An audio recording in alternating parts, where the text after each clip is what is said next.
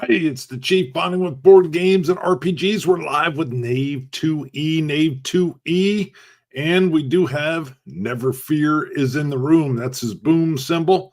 He's been in here for 36 minutes. Way to go, brother. I came on a little bit later today because I had a meeting.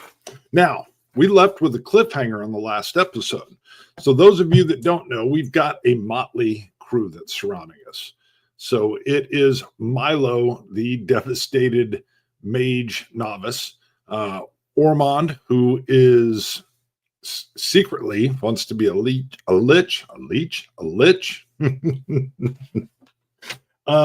We've picked up Petricula, who's a golem. We've got an imp named Zikrix. We've got a wild child named Graveworm. He's just some kind of shapeshifter, but we don't know that. We've got the ranger, who's also got the cougar, who is this interesting recreation that Milo was able to magically conjure. And we've got Lovemont, the ghost, who is inside the Diamond of Zanuptra. And when we picked up, we were in a tavern. My notes don't show the name of a tavern. So Never Fear, do you remember if we named it? If not, I'm going to use Maze Rats because I like how they do random tavern names. But while we're sitting at this table, we do know we're in Route 2, or it's in relation to Windridge now. The ghost, Lovemont, manifests at the table. Now, the imp is wearing what probably looks like a Jawa outfit. I should have a Jawa pulled up. Ooh, look at you. Nimble Star Tavern. Wow. See, you're so good. I have on here Lovemont manifests at the table, and I was looking, and I did not have the name of the inn. So you're awesome. Nimble Star. Before we move further, as I enjoy my coffee, Nimble Star Tavern. Let me get it in my notes. All right. So what I like to do on this game, or in this game, is to also use the mythic system. So the emulator with its fate chart, it's a yes, no, extreme yes, extreme no, along with subject noun, or action subject is what they call it, sorry, which will answer questions. And for conversations, I'll use une. So those things will be in play. And this is an example, this live play is an example of the ad hoc GM style that I like. And I lean into it here live. So right off the bat, what are you thinking, Never Fear? You're running Ormond, you're at the table. We've got an imp that is wearing like a Jawa cloak, so you can't really see who he is, what's going on about him. He's hidden. We have a golem that's only 1 foot tall, and he was inside the backpack. Was it Milo's backpack? I think he's hiding. I can't remember where everybody was hiding.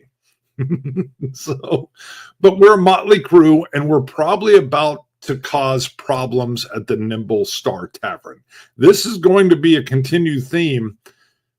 How are we going to navigate a world where we look evil, even though we've had a couple of angels get with Zitrix and talk about how there'll be consequences. He needs to do good. So he's got his own little mission. Nobody else can see the ghost. Oh, no, you can usually see the ghost. That is a question, though. I like it. So we can pose the question. Boy, would he just manifest us? I don't think so. But we have mythic, so we're going to ask it. We're going to bring it up right here. I'm going to do the roll since it was Never Fear's question. I think more people would see him. I don't know if he manifests perfectly, but let's just give it, I think there's a 15% chance that we would be the only ones that would see him, which means for me, that's a no way. We're at chaos factor 5. I'm going to roll percentile dice. I've got my notes here. Let me see. I like to usually have it clang around, but let me see if I can get it to clang around on the wood. So we're looking for, if it's 15 or lower, then we're the only ones that see it. 28. So that will not be a yes, but let me see what Never Fear. Nobody else other than the group. I mean, yeah, I read you. I was with you. Or it is only the person who holds the diamond. The problem is, I believe when he manifests, he must manifest. But the dice have answered this. I mean, that was a good question. So 28 is no, he can be seen. Now, that doesn't have to mean that he comes out and he's completely, huge and dominating at the table. But I think a complication for our group would be that we can't control, as the group, when Lovemont manifests. He does it when he chooses to, and he hasn't been in a tavern in a long time. Matter of fact, let me share the screen, because when he's inside the diamond, he looks kind of like this. So he's a little bit spooky and scary. So I imagine as he manifests outside of this diamond that is being worn around the golem's neck, that he's bald. I think he's got that blue, hazy, kind of ghosty look here. The question, I think, hope this guy isn't a liability. Oh, I guarantee he's going to be a liability. Is he also an asset? I guarantee he's also an asset. Look at it. We are quite the interesting group. That's the cool thing about how our party has grown. He also has his own goal of getting back at Eofast, the enticing, for putting him in the state. Yeah, he's on a revenge tour. He's revenge touring, baby. But you can see he's going to manifest. As we left it, he manifests at the table, and we didn't expect it. So the first thing is, I think we know he's manifesting, and people can see it. We're in a tavern. It must be kind of a dark tavern if they're not even kind of inspecting our Jawa, Zitrix, the imp, who would not pass inspection if they pulled the hood off of him. He probably looks like a little person, just like a Jawa. Just think Jawa. Okay, so he can be seen. Would we be able to throw a hat on him or a cloak, or make him appear like he's just different? What do you think? And I'll take comments from viewers as well, because this could just turn into total pandemonium. I'm going to roll for that first. 50-50. Does somebody see this manifestation and immediately put up a screech? 50 or less is a yes. 53, close, but he hasn't been seen yet. So he's manifesting. This almost feels like the way a genie comes out of the bottle, like maybe in Aladdin. He's manifesting at the table, and we're all stunned, because you would think a ghost would have some decorum and not manifest in the middle of a tavern. Well, we're learning. This is our first public movement with the ghost. So he hasn't been seen yet.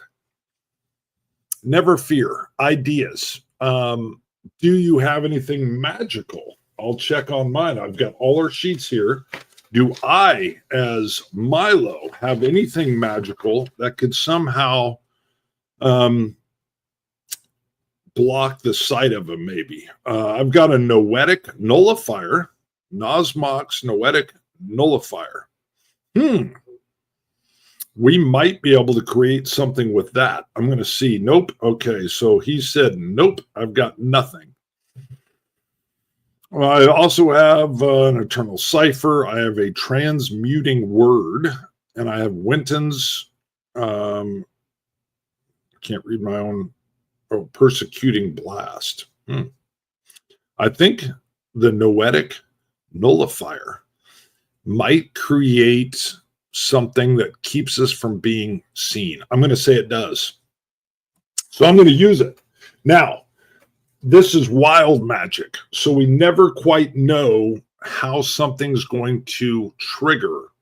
So I'm going to say that I think this noetic nullifier, as I say the words, almost creates like a blind spot for anybody that's even looking at our table, which is going to give us a period of time to try to get Lovemont back into the bottle, per se. Never fear. Don't tell me, but I want you to roll a 6-sided die. That will be the amount of turns, basically, that this noetic nullifier will last. So roll it. Just tell me you got it.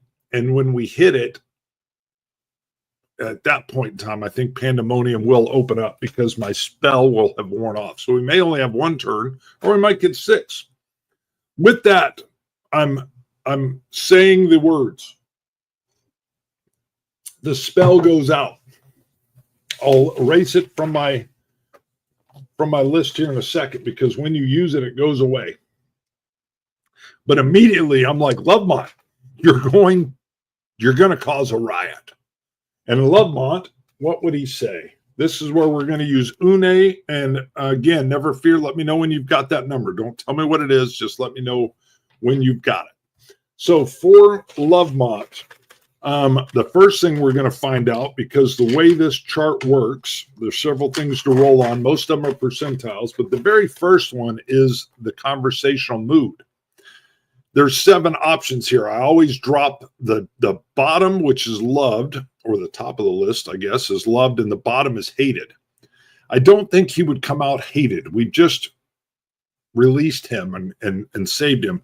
But that's going to leave hostile as a number 6. So I'm going to roll this real quick. A 4. So 1, 2, 3, 4 is neutral. He's coming out neutral. We now roll percentile dice, which I have a 52.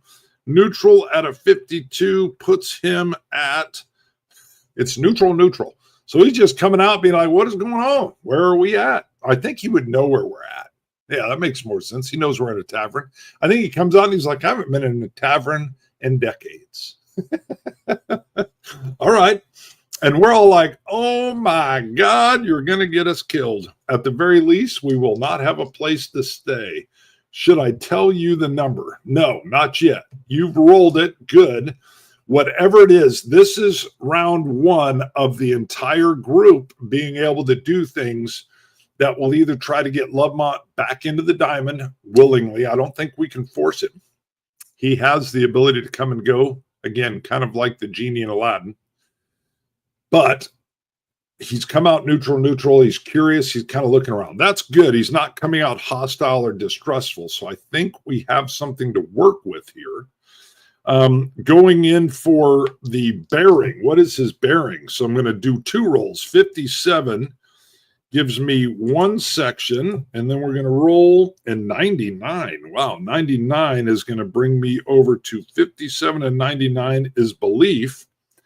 So we are dealing with, as I got a slight little nosebleed. Hopefully it doesn't persist. Goodness, that's what happens when you deal with ghosts.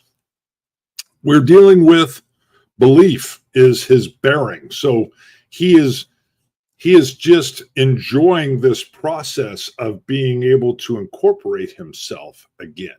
So, did Milo cast a spell? Yes, I did. And then you've rolled for the power and the duration of it. I don't know how well, but we've got a noetic nullifier that is kind of giving us, I think, a blind spot. Nobody can see us right now. Did that checked. Nosebleed shouldn't be normal.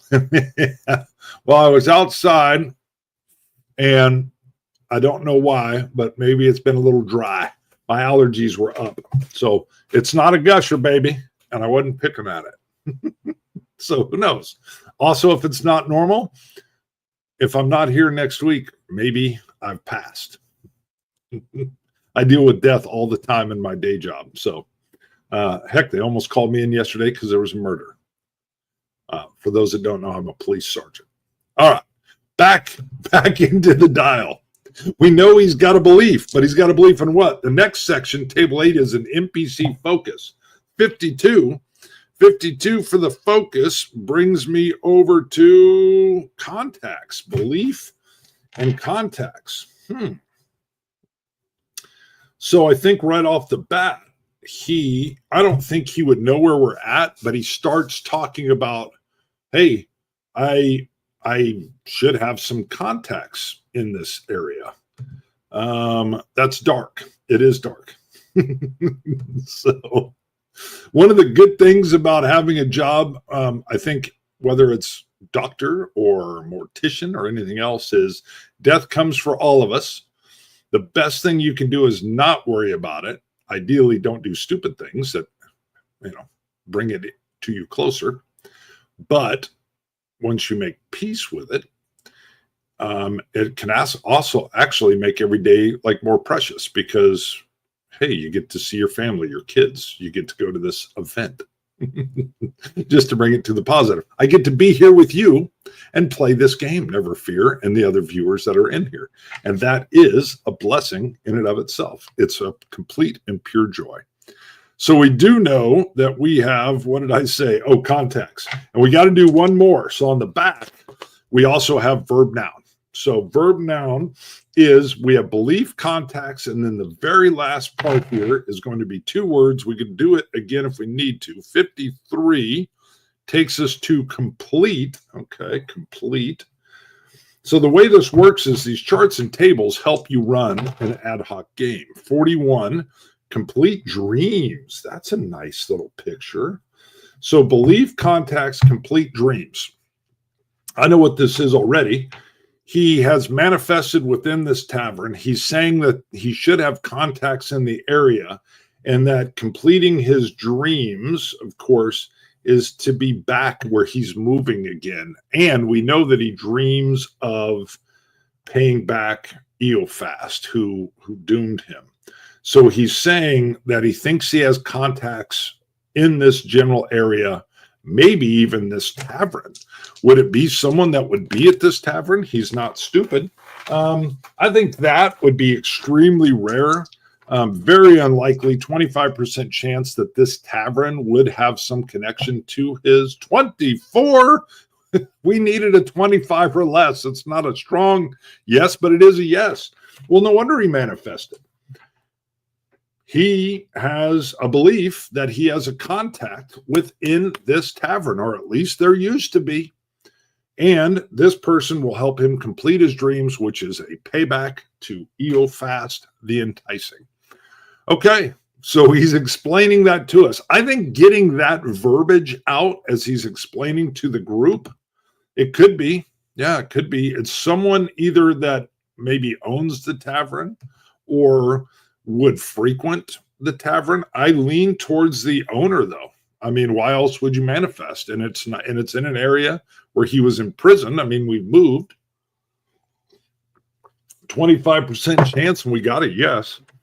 Do you want me to roll and say, is it the actual tavern owner? I mean, we could do that. And if it's not, we'll say it's someone that would frequent it, or that there's a way he could even reach out to contacts of a tavern for someone that lives in the area. If you want me to dial in deeper, that's fine. I do think that's one round, just us panicking as he manifests, Milo pulling his magic spell to kind of put us in a blind spot, and then him explaining why he manifested himself here and that he has contacts that should be near. Too many rolling already. Okay, I like it. I like when the story gets developed out. So that's fine.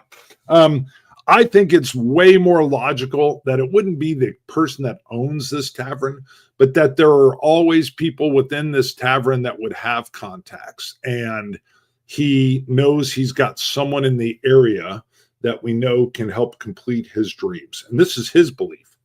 So he wanted to incorporate himself, and he's needing to bring that out because we are in a key location that he knows is valuable. One round is down. So go ahead. Let me know if you roll the 1, the noetic blanking effect would be gone. Just yes or no, because I just know what's going to happen. If a ghost is seen sitting at a table in a tavern, there's going to, the first guy might be a drunk that just thinks he's drank too much, but we're going to start unraveling that if he can be seen. So let me know if the power of my spell, the noetic nullifier, is still working. The spell wears off. Oh, because I rolled a 1. Perfect. All right. So sure enough, there is a drunk that's just kind of transfixed and looking over. And Ormond is like, Milo, I think your spell isn't working well anymore. And I think Milo looks over and says, oh shit. And you've got like the eyes of one of the drinkers just kind of going wide. Ormond is there. Lovemont doesn't care. He believes he sees someone that can help him make contacts. He doesn't care if he makes a scene. Matter of fact, he might be trying to make that scene and call out an individual that he recognizes to get word to a person that he knows can complete his dreams. So, Ormond, is there anything you want to do before Lovemont, now recognizing that he can be seen, make some kind of proclamation? And then Pandemonium is going to be released. I'm just letting you know it's what's going to happen. Anybody in the room, if you want to throw in an idea, or if you have a concept, or there is a a hunter that lives in the area that would probably be the person that Lovemont wants to make contact with, throw anything out. I'll take anything ad hoc, even coming from the group. We'll give Never Fear a little bit of time if Ormond wants to do anything. I don't think Zitrix is doing anything. He's wearing his little Jawa outfit, just hiding, hoping not to be noticed. Nothing from Ormond. Got it. We're screwed to an extent. I don't think we're going to be spending the night here. That's for sure. We're probably going to be sleeping somewhere else. Okay. The drunk immediately says, I think he just yells out, "Ghost," because he's drunk and he's pointing, "Ghost."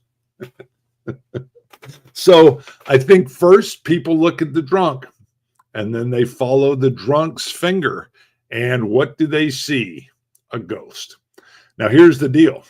The idea that someone would immediately attack, no. That's just logically not happening. I think tables or chairs start to screech back. People are standing up. I think the barkeeper, the owner of the tavern's behind the bar, and he's like, "Oh my God." And people start making their way to the door. Lovemont is going to call out a name. And we're going to grab the book. We're going to grab the book because I have a list of names here, and Lovemont we're going to randomly generate a name, and Lovemont is going to call it out because he has seen the contact that he believes can help him complete his dreams. Someone might go and try to bring a cleric or some religious person. Oh yeah, I'm sure there's going to be all kinds of reports that are going to spread. The good thing is it's night. Yeah, an exorcist. The other good thing is, well, it isn't a tavern. So if we can beat feet, but Lovemont's wanting to get his information, I think we could get out of here before things get too out of hand. But what does Lovemont is now going to manifest up? He's floating up into the room and he's going to yell a name. I'm going to do a percentile. Well, I guess the first thing is male or female. We'll go odd is male and even is female. It's even 4. So what? There's a female there that he's recognized. It could be the owner of the tavern is a female. It could be one of the serving ladies. It could be there is a lady of a different manner that's at a table, but he's going to yell out a female's name. I'm going to roll percentiles to get said name. 22 is a first name, and it's Clotilde, Clotilde. Clotilde. That's a weird name I've never seen. Clot doesn't sound very nice. Clotilde. All right. What is Never Fear saying here?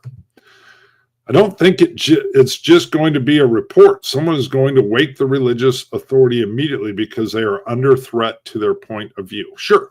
I'm with you on that. But it'll take time for someone to panic, run out of the tavern, run to the local church or cathedral, and then rouse the sleeping monk or religious person. We have some time. And we're going to see how that works. And maybe we get into a fight. It sounds like you're wanting to get into a fight. I don't know if the religious order, you might come in, try to do some kind of exorcist. So a last name. I don't even like saying this name, but Clotilde, I don't like it. All right. 42. 42 is going to be the surname. I see you've said something there. Fox. Okay, and that's the first part. Nope, I don't want to fight. Sounds like you want to fight. You want to fight the clergy. 59. You're in a fighting mood, my man. You're in a fighting mood. Fox, 59. I lost it. Foxmark. I like that. I don't think he would call her by her first name, and I can barely say it. So he yells out, and I think it comes out way too scary and domineering, but he yells out and he points at her. He sees her. Whoever she is, he says, Foxmark. Foxmark.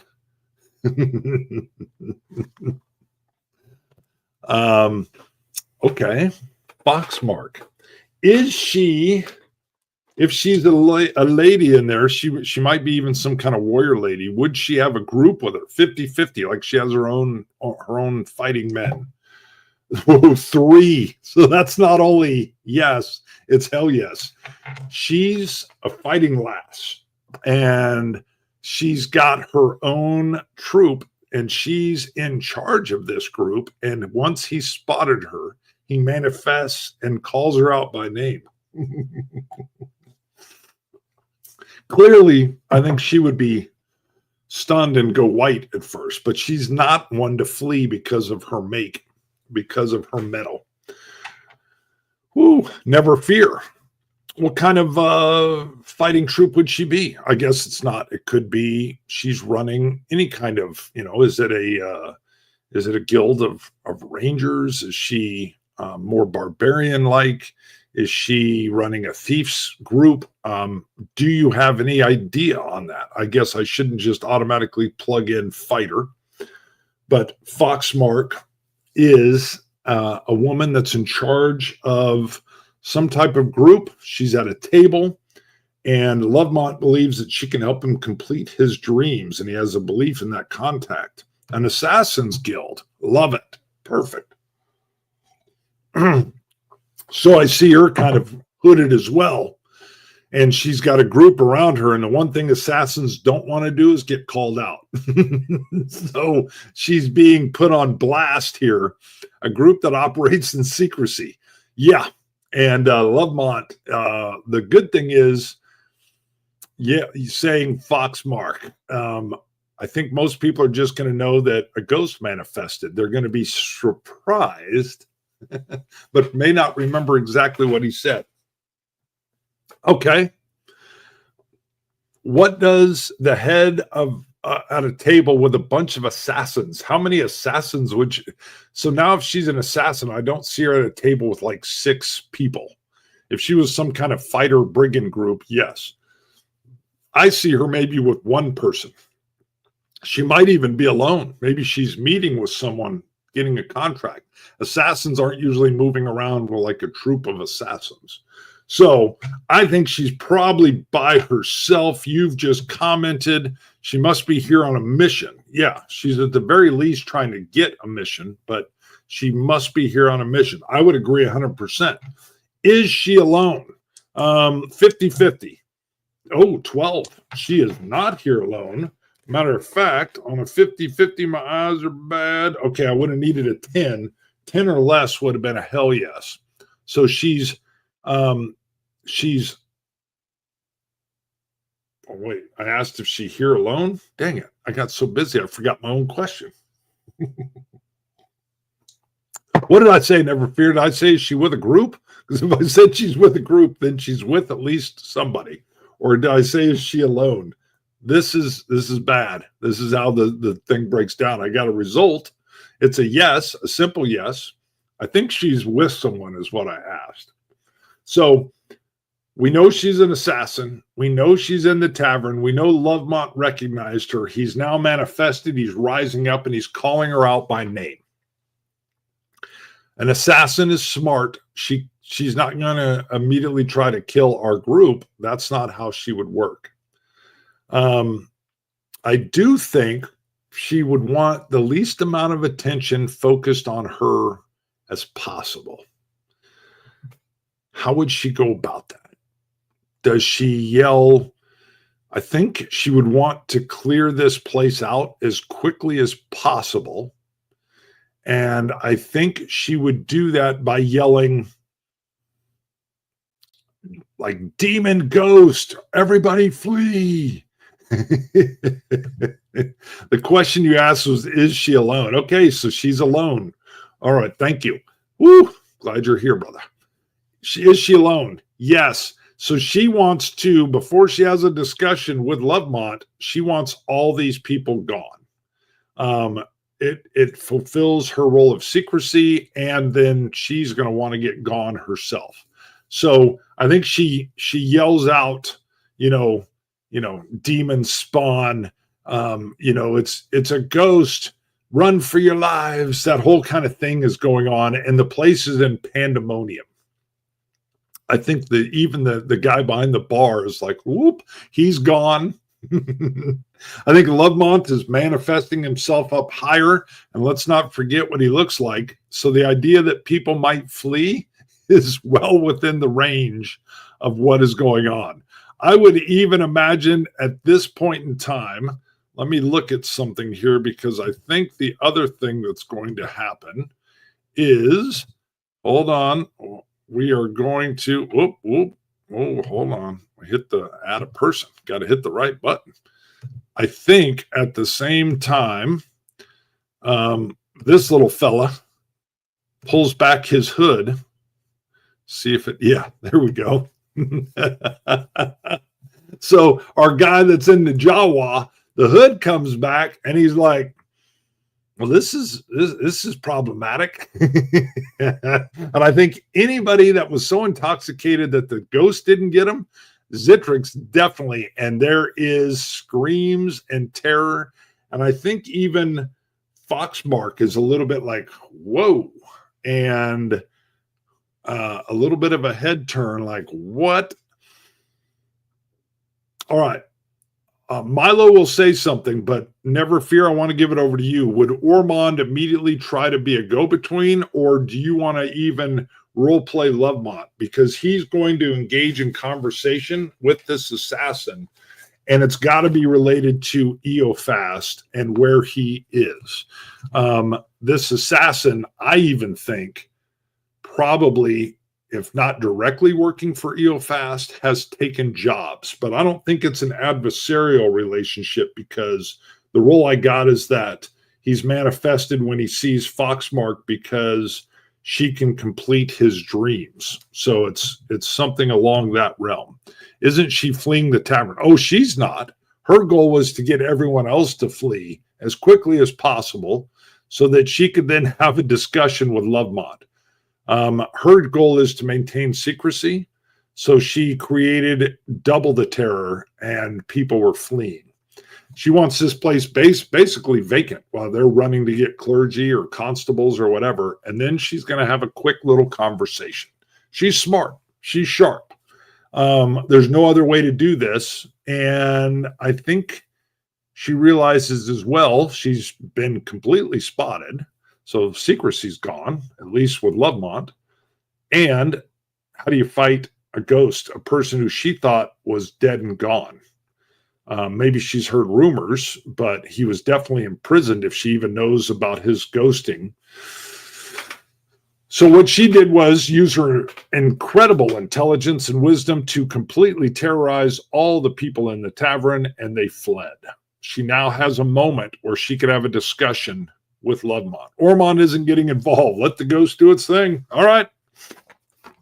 Lovemont quickly says, Foxmark. Where is Eofast? A meeting is desired. Okay. He wants a meeting for what we know the purpose of. I would imagine she does too. Foxmark's not stupid. All right. I don't think he would have manifested if she wouldn't have been someone he knew and someone who would definitely hold the secrets. But I think we still got to check. So never fear, roll the dice, percentiles. Does she know where he is? I think it's 75% chance she would be able to point us in a direction. And I'm kind of thinking that even if she doesn't know, she'll buffalo us. But I want to know, does she know the actual information first? So give me a percentile die roll, 75 or less. She's like, here's where he is. Ooh, 77 is what we rolled. So she doesn't know, but it sounds like her doing her thing. She's going to point us in a direction, but it's going to be erroneous. Do you have any other thoughts on that? She doesn't know. She might even go with the tact of, I don't know where he's currently at. The last I heard, he was at Windridge. So she's just going with rumor. She could verify that and be honest with her lack of knowledge. What say you? Never fear. Either route is fine. She could flee in terror as well, but I got a feeling. No, I know. If she goes to flee, Lovemont will go after her. So there's no fleeing this ghost. She's got to stand and deliver. She doesn't know the exact location, but she has some ideas because it was a close call. I like that. Not like she has no idea. Good. So I think she reinforces the fact that last word had it was that he headed off to the city of Windridge, but she can't verify that independently. She just hasn't heard word or worked for him in quite some time. Okay, I like that. Does Lovemont like that? 50-50, 50 or less. She's like, got it. 87. He's like, not good enough, Foxmark. You know things. You know I know that you know things. Ooh, so what do we do? What is this? What do we do at this point in time? What would she do? She cannot flee. I don't think she can flee Lovemont. She knows this. I think logically, she's an assassin. She's always up for the work, up for the money. I don't think she wants to run with us, but she'll take a job. So she says, Lovemont, you know me. You pay me. I'll find the information. You pay me enough. I'll take care of Eofast myself. Ooh, I like it. What are you saying? According to my notes, he already knew. Yeah, we knew that. We'd already picked some stuff up. So she's verifying. So that's what I have as well, that we knew Windridge was where the rumor was that he was at. So she's not telling him anything new. Exactly. I think, though, having worked with informants, sometimes you want additional verification. And she's offering her services because you may know where he is. City. What's he doing? Where's he live? There's details to be had. I don't think he tells her, oh no. Oh, I'll handle my business with Eofast. But I would pay you for information that you have and confirmation of his residency in Windridge. I like that. How soon will the clergy of this town arrive? We might need to make our escape. She's just cleared them out. I think we've got a little bit more time, unless this drags on, at which point we will roll and see if there is constables coming in. I think getting the clergy up and awake would be a little more time. Clergy might come in first. Would clergy come in by themselves for a ghost haunting? Maybe. But I think Foxmark wants to work in secrecy as well. She's ready to go. I think she says, she's slick. She says, if you see me again, I'll have information for you, and we will negotiate the price of that information. I like that. What can she gather? That's an honest statement. If she can go find, Eofast is living in this residence at this place, it's well guarded, and it's got a wall, and she can come back and provide that information, that would be valuable. If she can't find anything at all, she doesn't come back. She only gets paid by what she can deliver. I think Lovemont would recognize that. I know he would. I think the rest of our group is kind of like, what the hell? He says, deal. And she's hood up and moving towards a side door. So then the question is, do we have troops or priestly figures coming in through the front? I think that's pretty quick. She's headed out the back. I think it's unlikely, which means there's a 35% chance. Never fear, you roll. Percentile dice, 35%, 35 or less. There are troops, or we'll figure it out, or cleric, or local priest coming in through the front door to deal with the demons. Woo! 18. Okay. All right. So 50-50, is it 50 or less? It's just constables. 91. It's not just constables. That means they have their town cleric. Clerics and town guards both probably. Just confirmed. In they come. All right. I'm going to roll a 6-sided die. How many constables? Just one. So we have one constable and we have one priest. I think it wouldn't be a cleric. I think it's going to be like the town priest. He comes in. So you've got the town constable. That makes sense. I don't think this isn't like a big village where they're going to have, roll out the guard. You've got a constable and you've got a priest, and he approaches buffering. All right. Now, hopefully I'm clear now. And he approaches with his crucifix out, and he is speaking the religious words in Latin. Meanwhile, the guard behind him, or the constable behind him, has his medal out, and he is ready to defend the priest. But this is one bold priest. It's better now? Good. My son's at home. He may be hitting the internet. If we start to waver again, let me know and I'll text him to get off. I have a fast connection, but maybe he's dragging it down. All right. We're in a conflict. We could roll right through this constable and this priest, I think. Roll for the power level. See if he is comparable to Reinhold.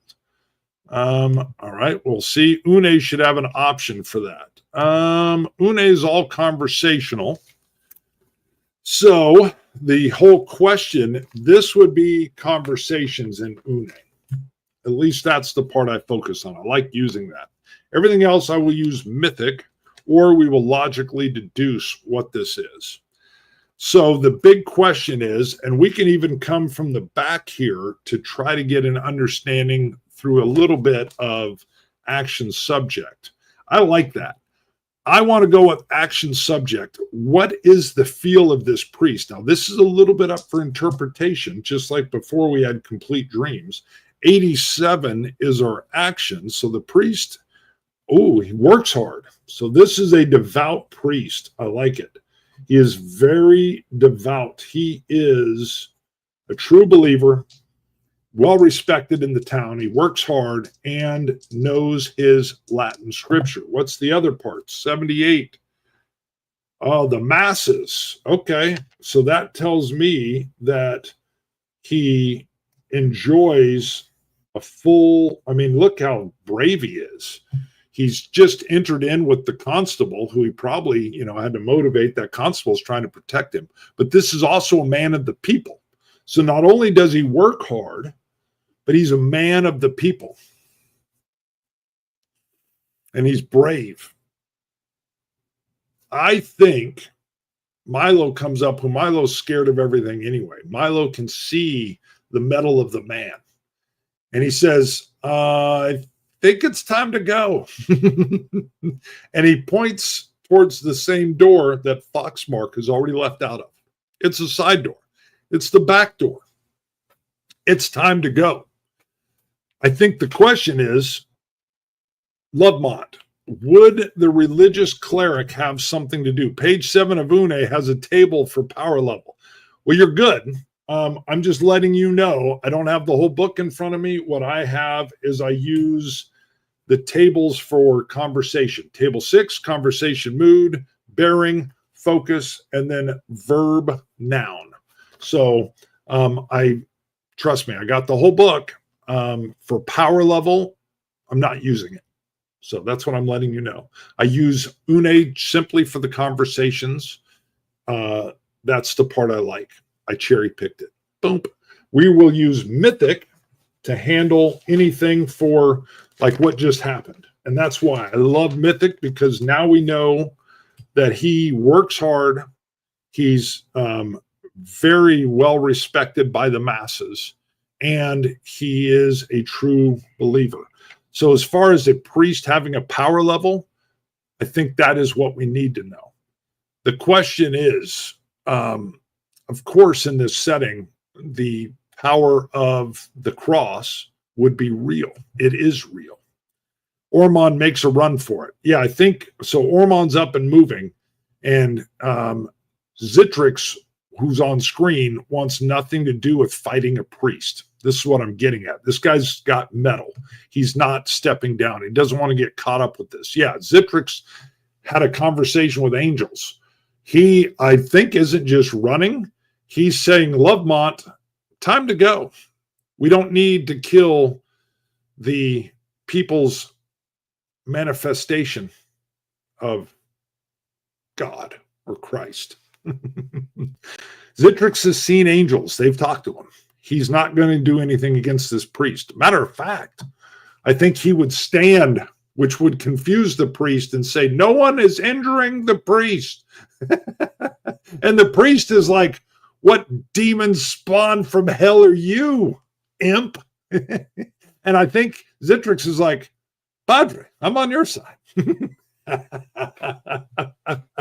Which has the hardworking Padre perplexed at the least. Milo's with you. The Ranger and the Cat are on their way out. I think Grave Worm is like never a dull moment. I love you guys. And out they go. I think there's an exit.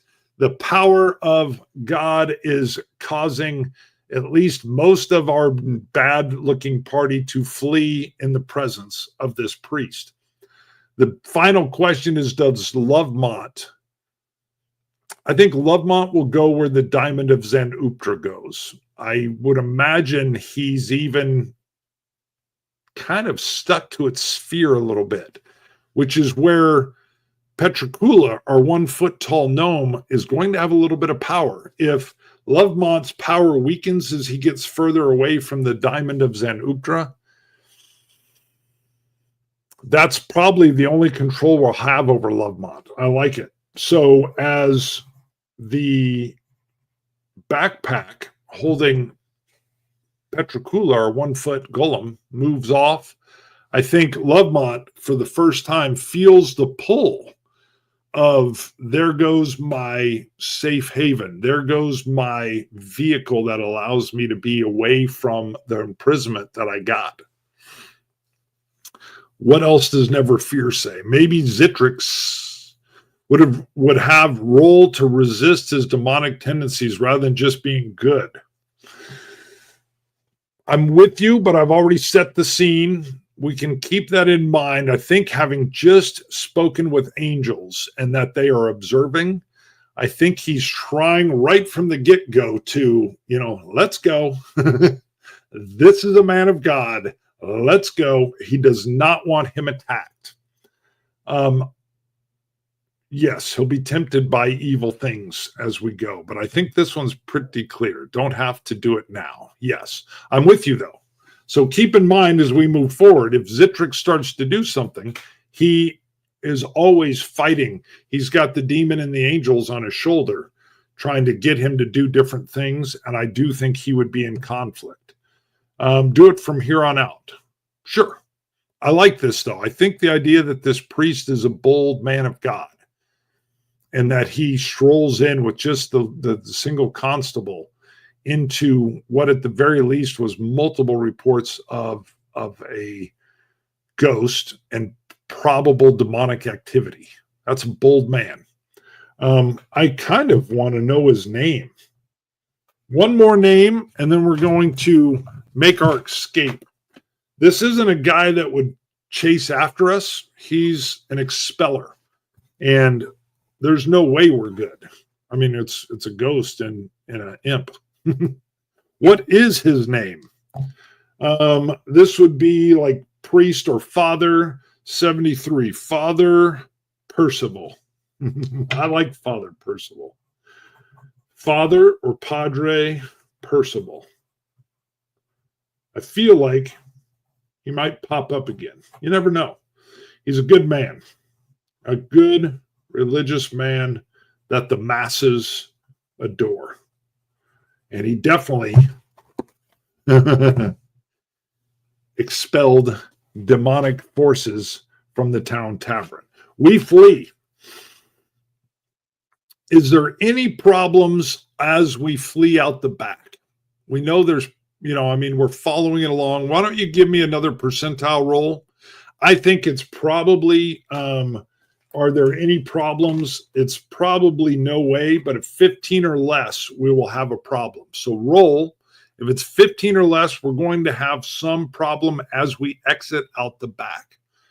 It could be problems with the people of the town. It could be a problem with even the assassin. Oh, Lordy, a 10. So we're not clear yet. What do you think the problem? Do you have an idea, Ormond, of what this problem could be? And we're going to leave it on another cliffhanger. I like having that cliffhanger sit there. But let's get what the problem is, and then we will close the scene with that cliffhanger. We're fleeing. We're fleeing from Father Percival's bold religious strength. He's compelled us to leave, and we are doing so.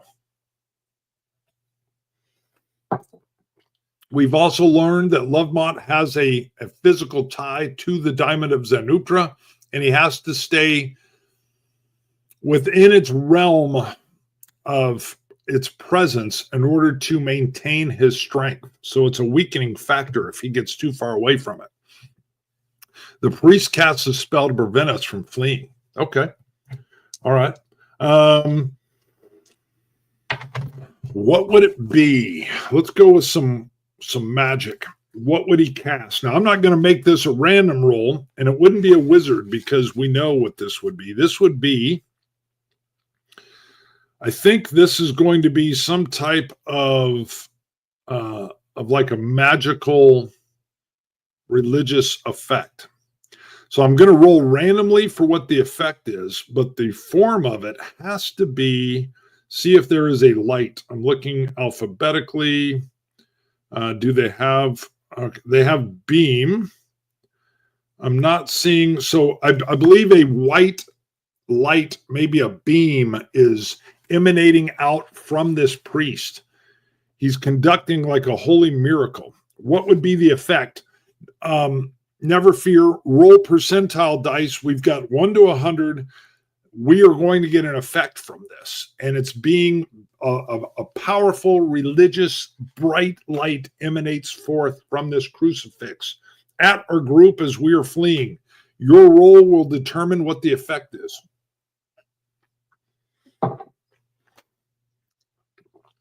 We've got weird ones in here. Ooh, 67. 67 is nullifying. Okay. To me, if you nullify something, I think he's going to nullify Lovemont, where it's forcing Lovemont to zip right back into the Diamond of Zenuptra. I think that's it. So the Latin words are said, and a bright beam of light issues forth from this crucifix, which is held out in front of him. And I think it's like in Latin, the power of the Lord compels you to leave. And not only does it mean we're leaving, but Lovemont, against his will, is that beam of light hits him, and he's immediately back into the Diamond of Zenuptra. It had a instant nullifying effect on his ability to be outside of it, which is an interesting, we know at least the type of weakness.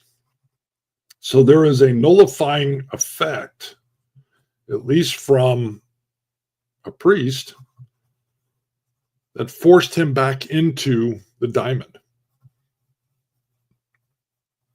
That is interesting, because he's got to have some power. We haven't seen him fight yet, but now we know that there are things that can affect him that will force him to go back into the diamond, almost like its own little prison. All right, have to go now. See you in 2 weeks. Yes. All right, I'm shutting the show down. As they're fleeing, there is that nullifying effect from the priest, and out they go. And bingo, scene. When we come back, our group will be fleeing. They're not going to get a chance to rest in this tavern, which means we won't be able to re-up spells. We will see what else happens. And I think Lovemont is probably going to have a little bit of fear, or at least a lot more respect for the power of the priest or Father Percival, Padre Percival, who will probably become a little famous from this. This is how the priestly actions, his strength, his willpower will elevate him. And it was a bold, strong move. And scene, it's the Chief bonding with board games and RPGs. We are out of here. Thank you, everybody, for tuning in. Interesting. The imp's up here trying to do good. I'm out of here. See you guys. We're going to wind her